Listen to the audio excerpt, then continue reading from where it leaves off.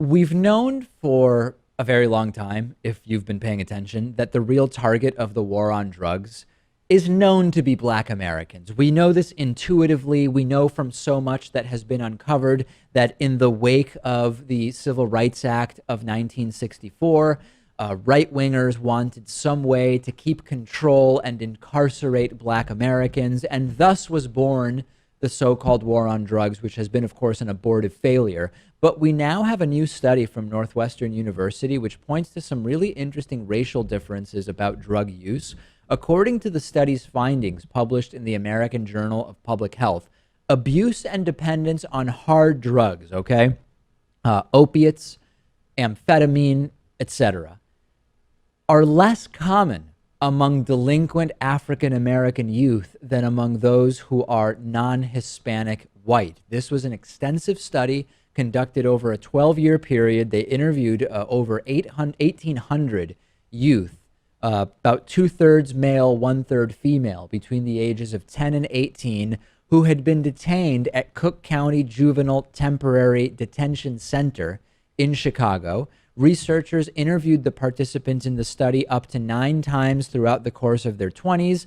And in that time, the findings revealed that the odds of non-Hispanic white youth using, for example, cocaine were 30 times higher than African Americans, and Hispanic participants trailed slightly behind, showing 20 times the odds of cocaine use compared to their Black American counterparts.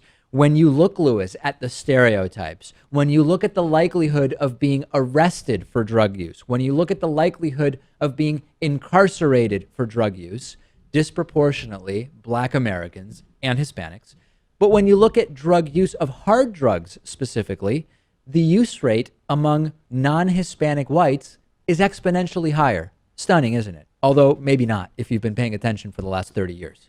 Or if you live if you live in this country and you leave the house and you know people. Right. I mean, I can speak to this just from life experience and anecdotal evidence that this is 100% accurate. Unsurprisingly, marijuana was the most commonly used drug across all ethnicities, and as the participants reached their late 20s, alcohol seemed to take over as the substance of choice for abuse.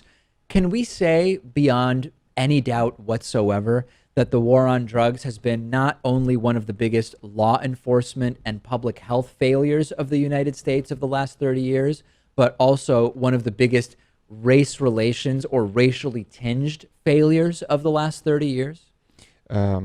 Yeah, it's just one of the most pernicious things I can think of. And the stereotypes that come from these false notions around drug use and drug dealing have real impact. They really impact people's lives. If what we now know, putting together all of the different studies we have about drug use, is that if you are Black in the United States, you are far less likely to be using drugs, but far more likely to be arrested, indicted, prosecuted, and jailed for that disproportionately less likely usage of those drugs.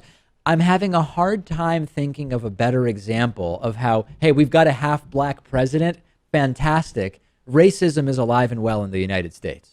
Yeah. Obama really should have done more to spoken out more about the war on drugs, done more to kind of push for the end. He has made some changes. Not much. Not much. I mean, he told the government to kind of back off. Justice Department. Yeah, he told the Justice Department to kind of back off on enforcing the federal ban on pot and releases on nonviolent drug offenders. He has also overseen the climate generally, where we've seen multiple states decriminalize and legalize marijuana. I mean, we can't say he's done nothing. He's done more than Bush.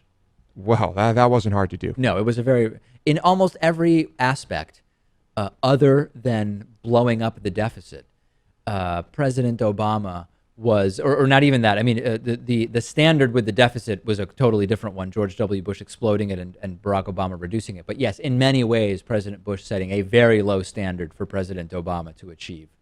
We will take a break. We have such a fantastic show today. And remember, you can get a 33% discount off of membership and a free t-shirt if you sign up for membership at davidpakman.com/spring16. Warby Parker is offering a free 5-day home try-on to give you the opportunity to check out their glasses. I personally wear Warby Parker glasses when I'm not wearing my contact lenses, and I also started with one of these free at-home try-ons of 5 pairs of glasses.